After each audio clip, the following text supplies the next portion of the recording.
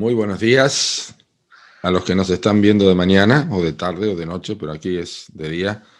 Y estamos en Salieron por amor de su nombre. Estoy con mi hermano en Cristo y mi gran amigo matero, Samuel Parada, pastor en la iglesia Centro Bíblico Pedregoso Lonquimay. Precioso lugar porque cuando cruzo la aduana, ¿no? Ahí en Pino Achao, ya uno entra al lugar Chile que tanto quiero. ¿Cómo estás, Samuel? Muy bien, muy contento de poder conversar el día de hoy con usted. Muy bien, con usted. Ya es bien chileno para el respeto a los hombres ancianos.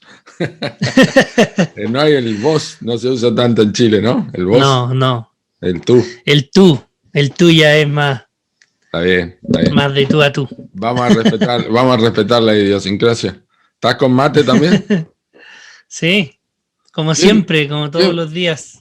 quién fue responsable de andar llevando tanto mate y lleva a Canaria por Bueno, ahí por Chile? al primero que vi con el mate y el termo en el brazo fue a Ricardo Daglio, el primero. ¿Cuántos años hace ya de eso? A ver, 2010 aproximadamente. Wow, ya hace tanto. Trabajaba en los campamentos, 11 años. nos conocimos en Licanray, ¿no? Los campamentos ahí. Sí, Lican Rey en un retiro de Sí, septiembre. sí. Contanos un poco de la zona donde estás, Sami, y luego entramos en la entrevista de por sí. Lonquimay, Pedregoso. Bueno, Digamos, localización geográfica. sí, está a 60 kilómetros del paso fronterizo Pino Achado, a una hora también del otro paso que pasa por Icalma. Uh-huh. Está muy cerca de estos dos pasos fronterizos. Y calma que sale a Liquiñe, derecho, ¿no? Sí, ese es para el otro lado. Precioso Liquiñe. Una Sí, cascada. sí, muy lindo esta zona. Esta Sí. zona es linda y es diferente, también es una belleza diferente, una belleza de mucha araucaria, Doy fe. mucha nieve en el invierno sobre todo, y estamos acá hace 2 años y algunos meses. En Lonquimay. Lonquimay, Lonquimay, Pedregoso. Pedregoso, sí, a 30 kilómetros. Sí, Sí. sí, bueno, estuvimos viviendo en Lonquimay 2 años y hace 3 meses aproximadamente nos mudamos acá a Pedregoso, Sí. que es donde está la iglesia. Viajaban a la iglesia de Pedregoso desde Lonquimay. Sí, Pedregoso está ubicado a 30 kilómetros, 40 kilómetros aproximadamente de Lonquimay. Lonquimay es la ciudad, Claro, sí. es lo que tiene los supermercados, las farmacias, el hospital, todo esto. ¿Cuánta gente hay en Pedregoso, más o menos? En Pedregoso no lo tengo claro, pero sé que en Lonquimay, o sea, toda la zona tiene aproximadamente 10.000 personas. Ok. Sí. Lonquimay es la ciudad en territorio más grande de la región. Claro. En territorio, porque la ciudad de Lonquimay es muy pequeñita. Sí. No, pero yo tengo la imagen mía es ver el Lonquimay allá abajo. No ubico Pedregoso, porque obviamente hay que salir, ¿no?, de la ruta, pero Lonquimay se ve desde la ruta y es precioso. De hecho, hemos entrado con mi esposa ahí en algunos de los viajes que hicimos cuando fuimos para Temuco. Y hay una entrada larga, ¿no?, en Lonquimay ahí y después sí, pero es precioso. Muy lindo. Es una parada obligatoria porque a una hora más allá recién ya viene una. Claro.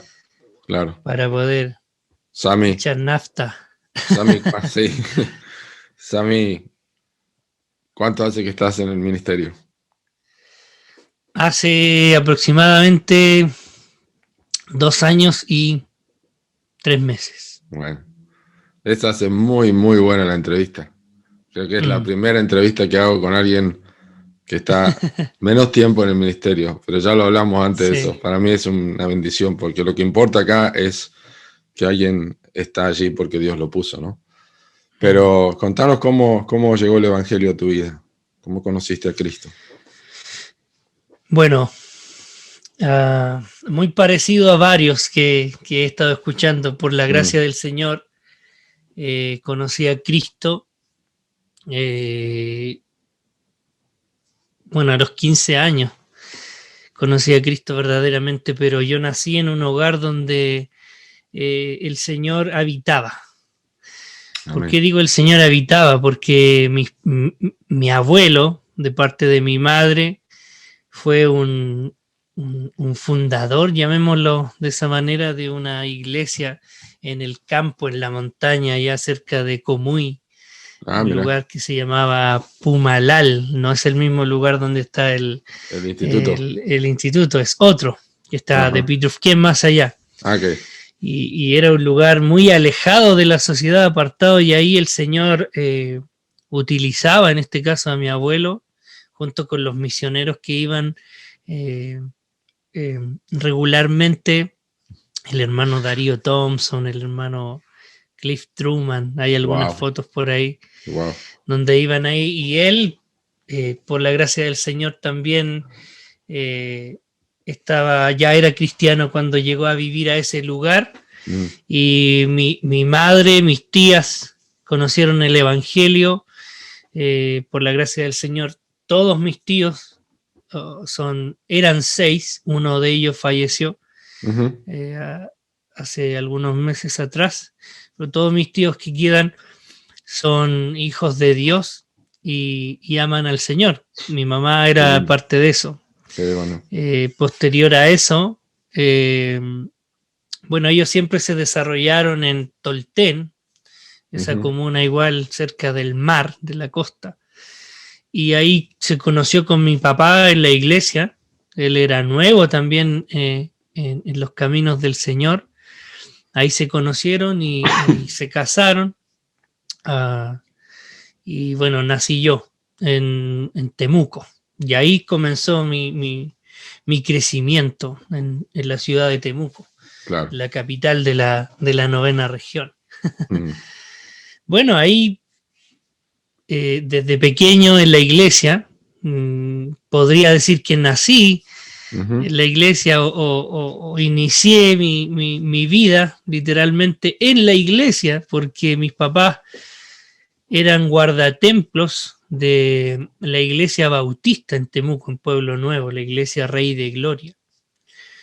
Ellos estuvieron ahí aproximadamente 4 años o 3 años viviendo, sirviendo al Señor. Tenían que hacer el aseo, estar siempre pendientes de las cosas que sucedían ahí con respecto al servicio práctico ahí en la iglesia. Y ahí andaba yo, corriendo en la iglesia, en el patio, saludando a las personas que pasaban, a los que llegaban. Un regalón, como se dice acá, de los hermanos. Sí, y bueno, eso fue de mucha bendición para mi vida, poder estar en constante conocimiento del Dios de las Escrituras. Quizás yo no lo conocía por medio de las Escrituras, pero sabía que mis padres, los hermanos de la iglesia, iban a ese lugar a adorar al único y soberano Dios. Y yo tenía conocimiento y temor de Dios, porque sabía que existía Dios, pero claramente no lo adoraba como se debía. Estabas como, y ya más adelante. Estabas como el Samuel del Antiguo Testamento, que la palabra de Dios no le había sido revelada todavía, ¿verdad? Así es, así es. Y de la misma manera también, como contaba, me crié también ahí en el templo, llamémoslo de esa manera, conociendo del Señor, aprendiendo esas historias bíblicas, estando en las actividades de niños. Hasta ahí, a los 4 años, ya el Señor bendijo a mi familia con una casa propia, el sueño de todo chileno, o el sueño quizás de toda familia. Una casa propia, y de ahí nos mudamos a otra ciudad, otra zona de Temuco. Temuco es bastante grande y nos mudamos de Pueblo Nuevo a Villa El Salitre, ahí Pedro de Valdivia, donde entregaron algunas casas a algunas familias, y ahí no teníamos dónde ir a congregarnos. Mis papás viajaban una vez al mes a Pueblo Nuevo, a la iglesia, porque tampoco tenían el dinero para poder viajar constantemente, porque era muy crítico en ese tiempo la situación. Creo que en muchos hogares acá en Chile. Y de a poquitito el Señor comenzó a obrar en ese lugar también, y por ahí encontramos a un pastor, mis padres que conocían, que los había casado, que era el pastor Celindo Marinao, y con él y otras familias más que venían de otros lugares, de otras iglesias, centros bíblicos también, formaron ahí una iglesia. Se reunieron, empezaron a orar, que el Señor hiciera su obra ahí. Yo tenía 5 o 6 años y claro, siempre con mis papás, para arriba y para abajo. No me quedaba en la casa. A veces no me dejaban quedarme en la casa y tenía que estar, pero gracias al Señor siempre me gustó estar en la iglesia. No había otra cosa que me gustara más, que era ir a la iglesia.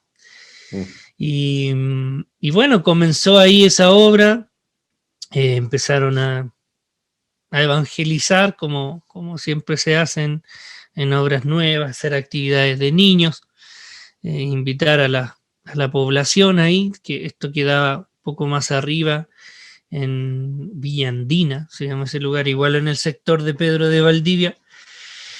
Y ahí, bueno, empecé a crecer en esa iglesia, a crecer físicamente, espiritualmente no tanto, porque ya había más conocimiento de lo que yo verdaderamente pertenecía, que era en este caso el mundo. Y a pesar de ser un hijo de creyente, yo no era creyente, y comencé por medio de estudiar la escritura ya a los 15 años a darme cuenta de que yo no era un hijo de Dios. Quizás, como dice Romano, habiendo conocido a Dios, habiendo creído en Dios, no le adoraba como a Dios. Y hasta que el Señor, bueno, solamente por su gracia y misericordia, me permitió conocer a mi esposa. Y en la iglesia de ella se estudiaba la Biblia.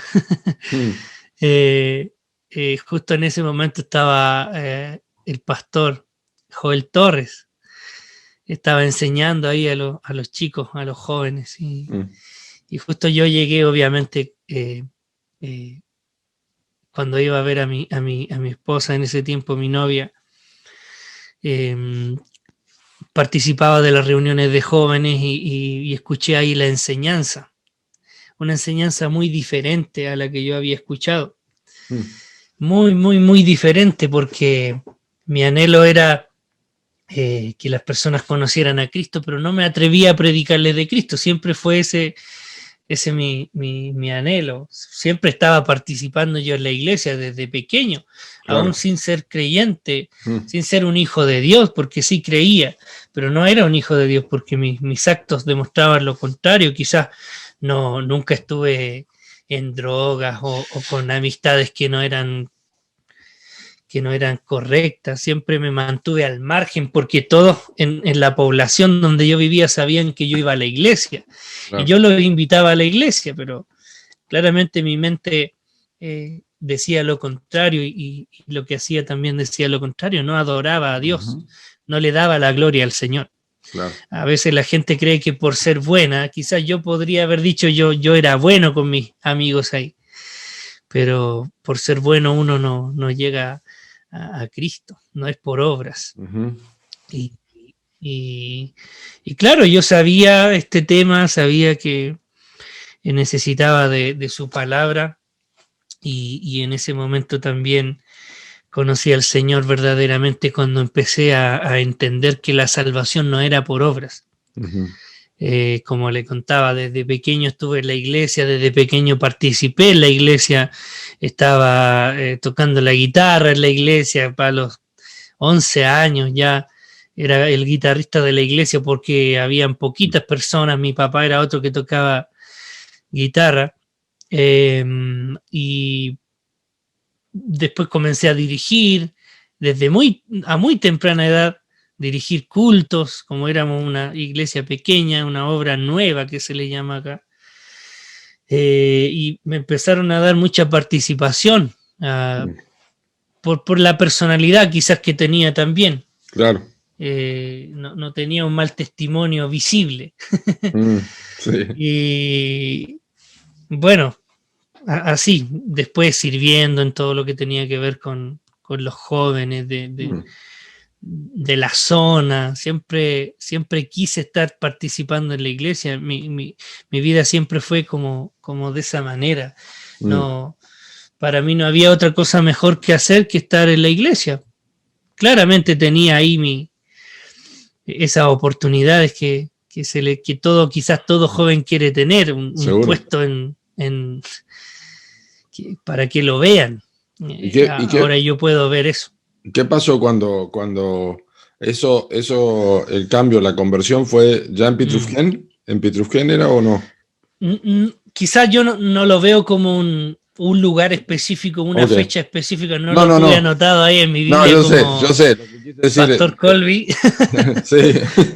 Sí. No, yo tampoco. No lo estaba diciendo si eso ya era en la zona donde es la iglesia en Pitrufquén ahora. Ahí eso, digamos, la comprensión. Sí, bueno, en ese momento yo participaba ahí en Oreb, que se llamaba la iglesia en la cual estaba.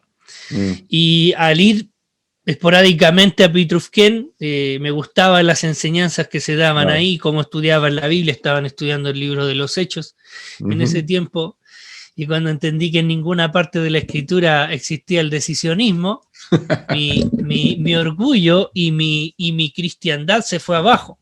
Claro. Y yo lo pasé muy mal, muy mal, porque para mí la mayor obra de un creyente, para mí en ese momento era ir, predicar el evangelio y que la persona se convirtiera a Cristo por medio de la oración. Sí. De la oración del pecador, que le llaman. Claro. Si la persona, yo a veces le predicaba el evangelio a mis compañeros en el curso, en el liceo, que se llama acá, o la secundaria. Sí. Y algunos no querían hacer la oración del pecador, entonces uno frustrado porque sí. no me fue bien con lo que estaba haciendo. Entonces, claro, cuando de repente empecé a entender esto, me enojé. Me enojé porque yo decía, pero ¿cómo? ¿Qué está enseñando este? Pero hombre? a la vez uno se enoja, pero después hay una sensación de paz y tranquilidad, porque es lo que pasa cuando uno descubre o aprende mejor cuál es el contenido de la soberanía de Dios, ¿no? En la salvación y en el resto de todas las cosas. Eso es... Sí, ¿Y por qué digo yo que en ese momento el Señor cambió mi vida? Porque de mi enojo, quizás de mi descontento o de la rabia quizás que sentía de que se estaba enseñando algo que a mí me habían enseñado diferente toda la vida, empecé a estudiar la Biblia. Claro. No, si sale, decía yo. Y empecé a estudiar la Biblia, buscaba, no salía. Claro. Y empecé a leer Efesios, cuál era mi condición, que la salvación venía solamente por el Señor, era un regalo del Señor, y las obras buenas que yo hacía eran porque el Señor también permitía que esto le exaltara. Y después de llorar varias noches y pelear también con mi novia en ese tiempo, porque ella era en ese entonces también la única persona que me hacía ver que lo que yo estaba haciendo estaba mal. Claro. Yo estaba haciendo muchas cosas, estaba participando en muchos lugares, o sea, claramente eso no estaba malo, pero no estaba dándole la gloria en este caso al Claro. Señor como se debía. Uh-huh. Y claro, con el tiempo el Señor fue cambiando este corazón de piedra por uno de carne, que empezó a ser más blando y claramente ya después empecé a viajar más regularmente, a recibir esas enseñanzas, porque igual en la iglesia en la cual yo estaba, el que enseñaba muchas veces también era yo, sin conocer al Señor, a los jóvenes sobre todo. Y yo eso también, bueno, pido perdón al Señor, y pedía perdón al Señor regularmente por, por no considerar que ahí estaba el Señor cuando yo quizás estaba diciendo cualquier cosa. Tremendo, tremendo. Pero bueno, la gracia obró en tu corazón. Más o menos 15, 16 años, por ahí. Sí, a los 15 años, 16, Sí. 15 años yo creo. Sí, 15 años el Señor cambió mi vida y me mostró por medio de su palabra quién era Él y quién era yo, cuál era mi condición. Precioso. Así yo pude darme cuenta de que no era un hijo de Dios y comencé a dar frutos verdaderamente de creyente. Desde ese momento. Pasó mucha agua bajo el puente igual después, pero ¿cuándo surgió entonces porque yo sé que estudiaste en la universidad, te recibiste también, ¿no es cierto? ¿Tu profesión era? Sí, prevención de riesgo estudié. Prevención de riesgo, sí. Me acuerdo que estudiabas y aún ya estabas en el seminario, en el ICAT, Temuco, pero hay un momento que marca, también fue progresivo, un momento que marca, no, esto es el anhelo del ministerio, el Señor me ha llamado a servir en el pastorado. ¿Fue algo crítico? ¿Fue algo gradual? ¿Cómo fue en tu caso? Sí. Bueno, claro, o sea, después salí de la enseñanza media, comencé a crecer, a servir en mi iglesia. Yo, bueno, me cambié de iglesia cuando nos casamos con Ali, nos cambiamos a Pitufquén, pero terminé mi enseñanza media, seguía sirviendo, seguía aprendiendo, y claro, o sea, en Chile, no sé si en otros lugares, pero en Chile si tú no estudias algo eres un fracasado. Si tú no estudias en la universidad o en un instituto. Y claro, o sea, todos los jóvenes, en este caso de mi edad, de mi entorno, estaban en la universidad, algunos estudiando una, otra y otra cosa. Y claramente yo, inmaduramente, con falta de sabiduría, también quería hacer lo mismo, quería estudiar algo, no sabía qué, nunca tuve en claro qué quería hacer. Claro. Cuando grande siempre me veía en la iglesia. Era algo raro que desde pequeño siempre me veía en la iglesia, no pensaba otra cosa. O sea, si yo decía, si en algún momento llego a hacer algo en mi futuro, tengo alguna profesión, yo no voy a dejar de servir al Señor en la iglesia por estar trabajando. Y yo veía a algunos amigos que entraban a trabajar y tenían que trabajar los días domingos y yo decía, oh, estos pecadores no tienen no tienen temor del Señor. De hecho, yo estuve trabajando mientras estaba estudiando y me hacían trabajar los domingos y yo no quería trabajar los domingos porque tenía que estar en la iglesia. Entonces, una vez que me tuve que retirar del trabajo, no soportaba no estar congregándome con los hermanos el día domingo. Yo claramente no lo encontraba bueno. Fue una convicción grande para mí en mi inmadurez física y espiritual en ese entonces. Pero claro, terminé el liceo, mis padres, mi papá que trabajaba en el norte en ese tiempo en Antofagasta, en la minería, no como minero, sino como un trabajador en esos recintos, me animó a poder estudiar esta carrera de prevención de riesgo porque se ganaba harto, eso era, y se ganaba bien allá, entonces era como Y bueno, claramente haciendo caso a mis padres, a mi entorno, decidí estudiar eso. Comencé a estudiar la ingeniería, que eran 4 años y medio más una práctica. Pero a los 2 años, bueno, desde los 15 años que empecé quizás a estudiar la Biblia, cada vez más, y de los 2 años, a los 2 años de estudio, me di cuenta de que no, por ahí no iba lo mío. Claro. Yo quería servir al Señor, eso era lo que quería hacer. Y cuando niño, por ahí de repente alguien decía, no, este va a ser pastor. De hecho, mi mamá dice que cuando me presentaron en la iglesia, porque acá se hace una ceremonia de presentación de bebés, el hermano, que era anciano, que es anciano todavía en Tolten, el hermano Julio, él dijo y oró para que yo, el Señor permitiera que pudiera servir al Señor, o que quizás sea un pastor. Bueno, él lo dijo nomás. Pero lo que pasa es que era Samuel, sí, entonces. Sí. Tenía que haber esa dedicación en el templo. Esa dedicación. Y claro, mi mamá siempre me recuerda eso, cuando ya supo lo que yo quería hacer. Pero hubo mucha lucha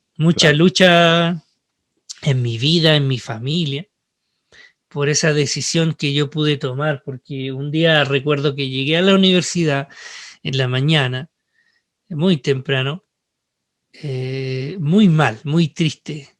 No me gustaba lo que estaba haciendo. En un ramo me había ido mal. Empecé a cuestionarme todo. Y claro, o sea, siempre estaba la opción. Siempre estaba la opción de ir al instituto bíblico, porque mi esposa iba al instituto bíblico. Y yo no quería ir al instituto bíblico. Porque yo estaba en mi servicio en ese momento era otro. Yo estaba con la música en ese tiempo. Para mí servir al Señor era salir a tocar a diferentes lugares. Y ese era, ahí yo me veía sirviendo al Señor. Después, bueno, empecé a entender que eso por ahí no iba al servicio en la iglesia local. Y claro, yo iba a dejar a mi esposa al instituto bíblico. En ese tiempo era el ICAT, hoy en día es el Seminario Bíblico Guillermo Strong. Y la iba a dejar y me iba a ensayar con los chicos. Y así era siempre. Tenía yo una vida muy activa. Estaba aquí, acá, allá, acá, todo el día. En la universidad, en la iglesia, en la banda que tenía. Y claro, siempre me decía ella que estudiara la Biblia. Estudia la Biblia mejor, invierte ese tiempo estudiando la Biblia. Y siempre mi opinión era, no, eso no era para mí, yo iba a ser músico. Pero claro, o sea, a medida que iba estudiando la Biblia, un día, como contaba, llegando ahí a la universidad en la mañana, no quise entrar a la universidad en ese tiempo, en ese entonces, porque sabía que mi futuro no iba a ser ese. Y claramente el Señor me iba mostrando por medio de su palabra.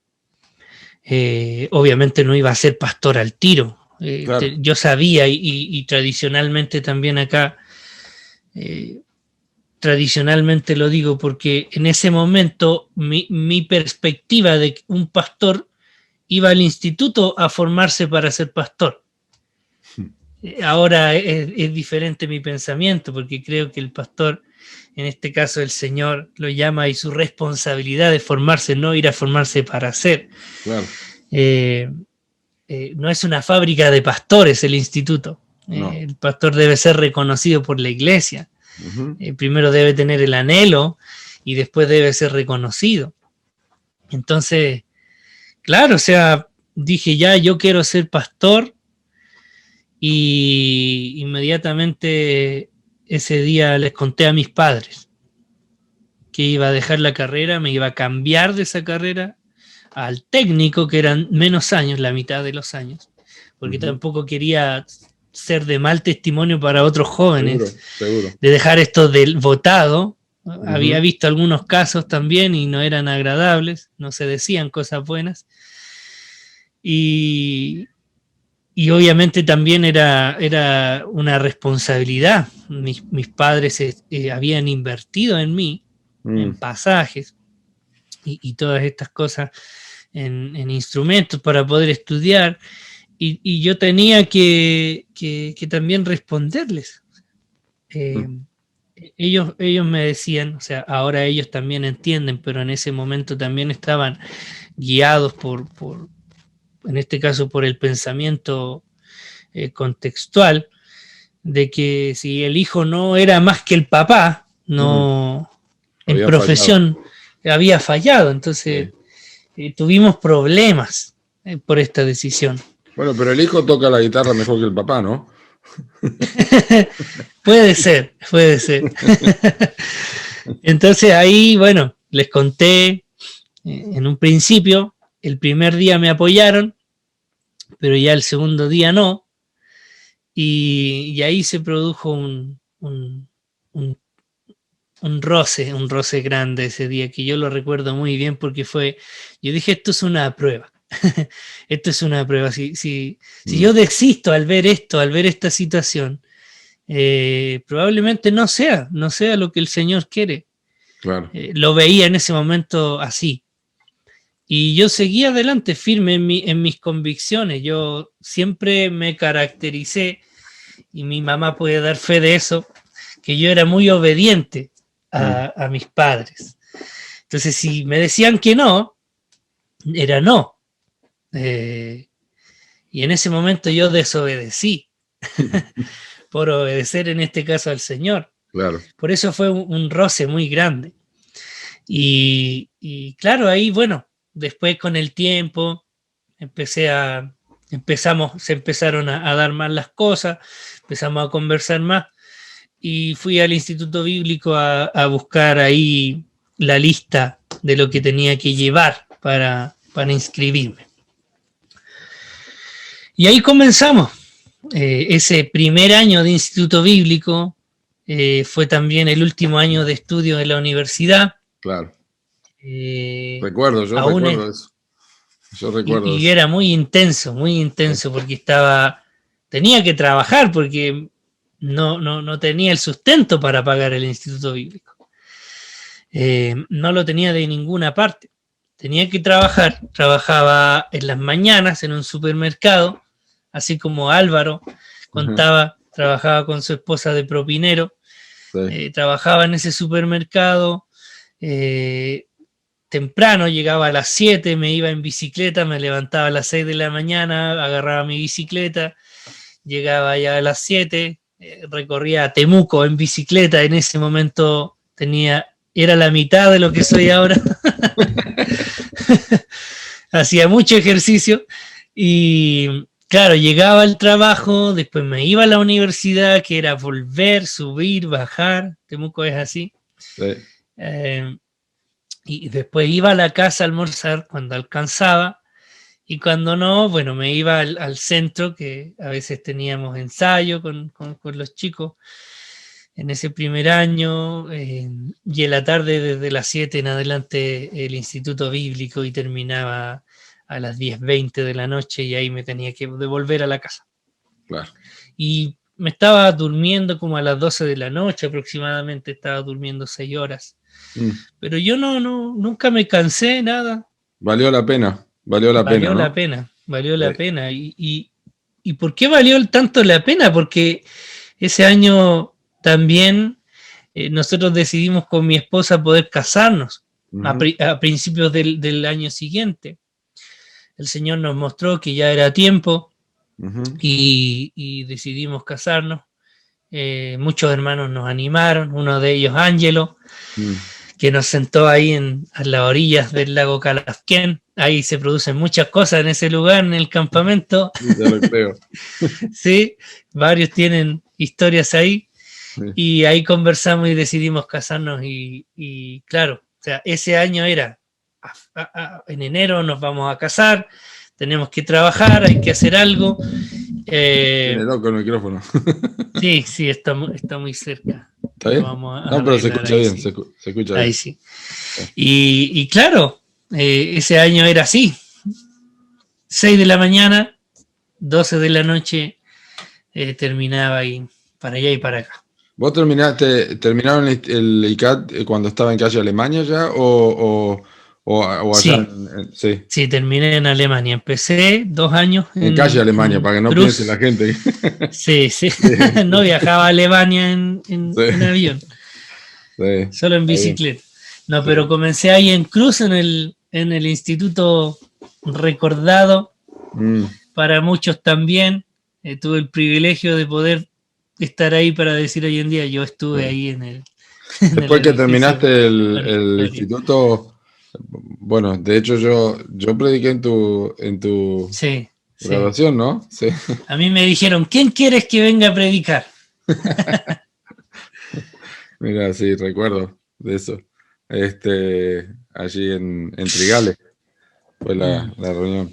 Estábamos con un grupo de hermanos de acá Era la conferencia igual. Era la conferencia, sí, la conferencia ahí en Temuco. Y también andaba así, todo el día. Está bien. Sí, bueno, en ese primer año el Señor siguió confirmando el deseo, el anhelo.